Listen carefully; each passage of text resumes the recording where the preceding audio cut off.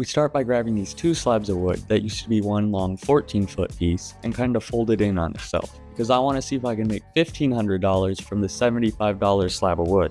Now this piece had a pretty huge bow to it, so the first thing I had to do was get rid of that, which I decided to do with this really sketchy setup. Now if you have retinas, you can tell that wasn't going to work, so I decided to just cut it off camera with my dad. With that turning out good enough, I could start working on a melamine mold. And we need that because these two pieces of wood are going to be held together by 18 gallons of epoxy.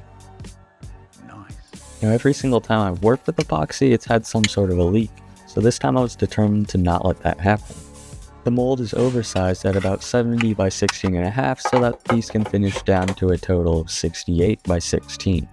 Next up, I sealed all the edges to prevent bubbles from appearing later before I started pouring the first of the 18 gallons of epoxy, which adds another $710 to our cost. I poured all of this over the course of 4 days, which is why I'm wearing a different shirt in every clip.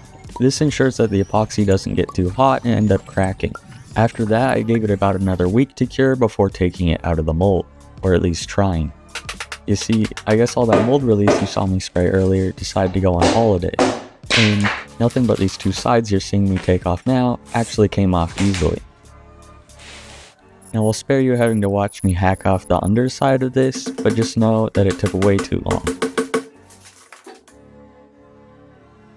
With that painful process over, I could take the piece to get CNC flattened, but that left all of these little marks in it, which were a definite no. So I had to sand all of those out by hand because I don't have a belt sander. But belt sander or not, we got it done. Next up was cutting the piece to size, which took way too long because I'm new to using the track saw, and my outlet didn't have enough amps to run both the saw and the dust extractor at the same time.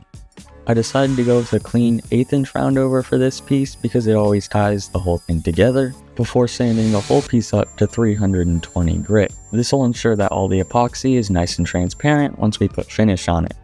Speaking of finish, I finished this piece with a hard wax oil. 2 coats on the bottom and 3 coats on the top and the sides. You can see how it really ties the piece together and allows you to see through that epoxy. The last thing to do was screw on the legs that the client chose, just barely missing the epoxy, and the piece was finished.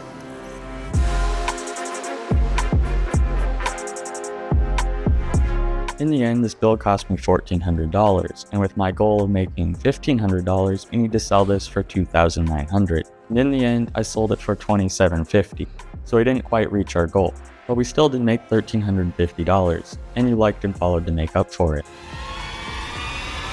Okay, bye.